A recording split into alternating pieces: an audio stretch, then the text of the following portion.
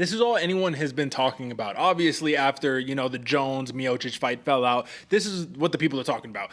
Jiri Prochazka, Alex Pereira, and it's really coming down to a very classic battle, weirdly, in fanfare of, well, Pereira's going to walk him down and he's going to knock him out. Or, you guys just don't know, Jiri Prochazka, he's a samurai Bushido mindset, he's just a different guy. And it's weird because people are attributing this fight to Amazon energies and Japanese scriptures and all that good stuff. But in the grand scheme of things, man, this is a fist fight, and anything can go down in a fist fight. We've known that, we've seen it time and time again. So let's actually talk about this matchup, man. Alex Pereira, he came off of a lackluster victory against a former champion in the light heavyweight division, Jan Blachowicz. Now, his series of fights with Israel Adesanya and just in middleweight in general was incredibly impressive run. But what everybody has been saying since he's moved up and after the Jan Blachowicz fight is not quite as scary at 205 pounds. Do you agree? Oh man, nah, I don't agree with that at all, Derek. I mean, is he as scary in a heavier weight class? I think that just goes to comparison. The other guys in there, they're used to seeing more power, they're used to seeing big punches, all this technique coming. But Alex Pereira, all he still needs is one to really do some work. The question is, how is he going to fare against a ground game that any opponent can present? I don't know necessarily if we're going to see that much going into this fight right here. But what I do think he needs to worry about is the chaos and unorthodox style that Jiri Prochazka presents, man. If you're throwing just classic ones and twos down the pipe, Jiri Prochazka is going to duck one and come out of nowhere with a big left hook, and that's right there. Those things that when Pereira is focused in, he's hunting, he's going down the path, but then he catches one just like how Izzy did, where he came out of nowhere, didn't see it. That's what worries me right here for the Prochazka or for the Pereira corner. What about you, Derek? Do you see any kind of flaws right there in that game, or is this just on the exact opposite?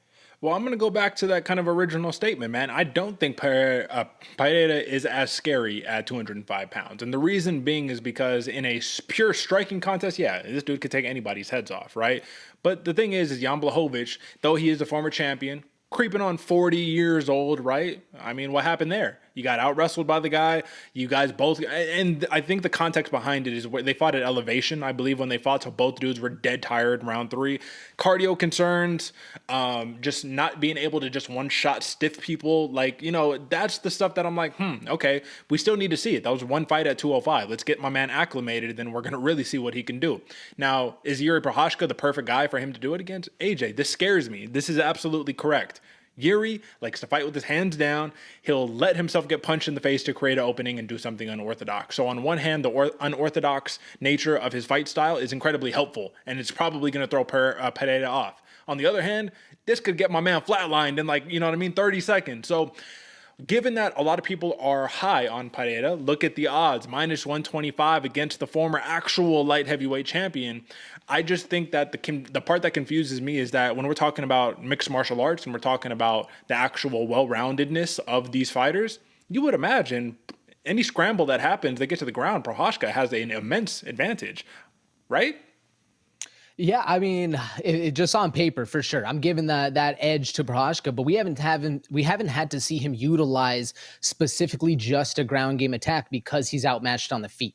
We've seen him get into scrambles, we've seen him do some stuff, and I'm sure he is going to present that trouble to Pereira, but until it's actually proven, until we see how that shoulder's handling, until the X's and O's meet up, I'm not really confident in saying that because at the end of the day, I think Pereira can avoid the takedowns, especially if they're not set up cleanly, if they're just shot out of nowhere, if Prochazka is hurt, if he's wobbly a little bit. I think Pereira has the knowledge, the game plan, the mental fortitude to not just jump in and be a wild man in there, because that's where he starts to lose his rounds, starts to lose his gas tank, and then everything unfolds from right there.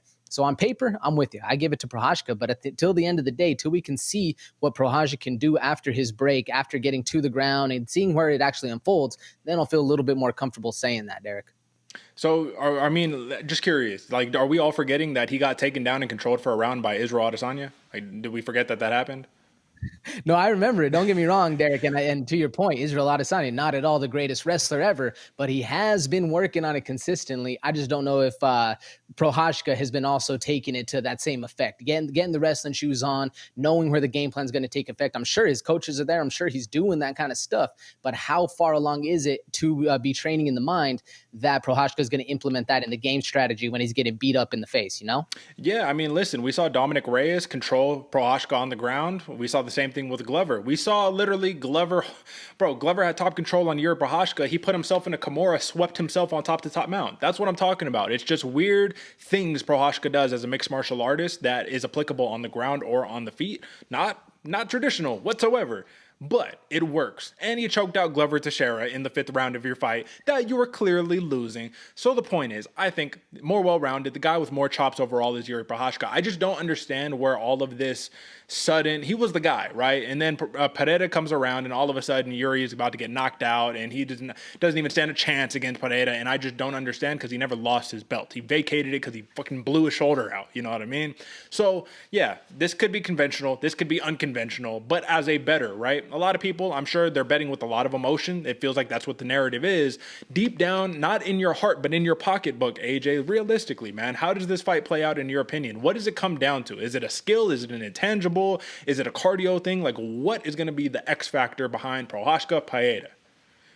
I think it's going to be the X factor of chaos, Derek. When things really start getting going, if Prochazka is, fighting like he normally does, hands down, big winging shots, that crazy movement that he is where he's in and out, if those things come into effect and they confuse Pereira in that chaos, he might be staring, deer in headlights, eyes wide, really, really looking. But if Pereira is able to just to stay calm, stay with what he does best, land that big left hook, things are going to work out well. I think it's going to be the chaos and the night of when it really does come down to it, because you match these guys up 10 times. I think it might be a pretty even split. What do you think's the X factor going into this one, Derek? Man, so you kind of stole it, but you didn't elaborate on it as much. That chaos factor right there, like there's the unorthodox nature of it's a 5-round fight, something crazy happens, someone gets dropped, right? What happens from there? We have not, I'm going to double down on it. We have not seen Alex Pereira maintain that same one-shot snipe that he had at 185. Now is Jan Blachowicz. Dude got a hell of a chin right there, you know what I mean? So it's not the same comparison. But Jiri Prochazka, I think it's pretty clear.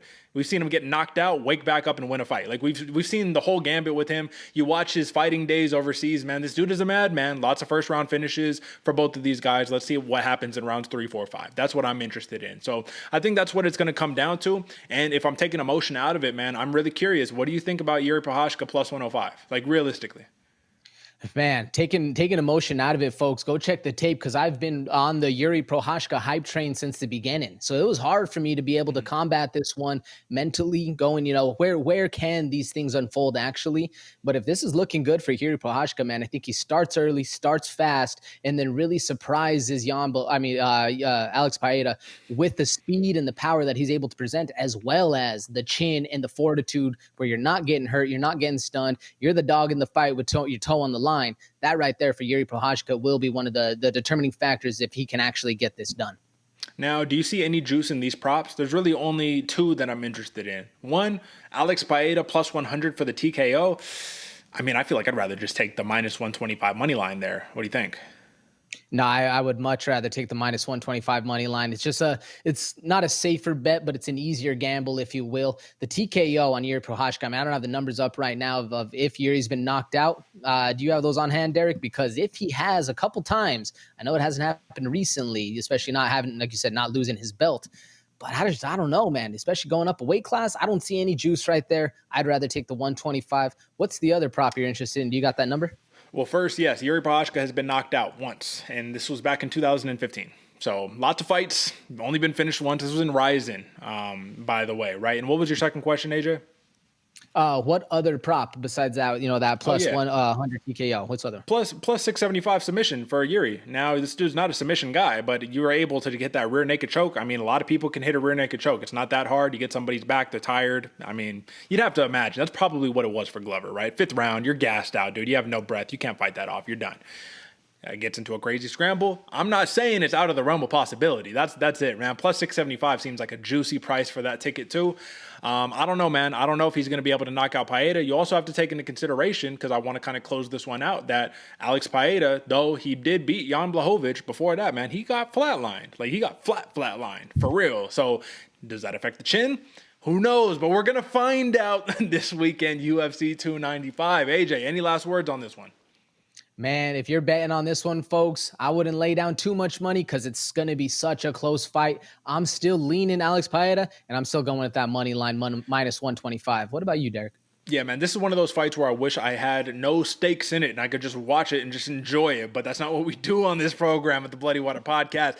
I'm rocking with Jiri Prochazka. Give me that plus 105 all day long. I have no idea how this fight is going to play out, folks. That's why I don't have a prop lock on this fight. But I do love a good underdog. And even at plus 105, I'm going to take the juice all day long. So, Jiri from me, Pereira from my man AJ.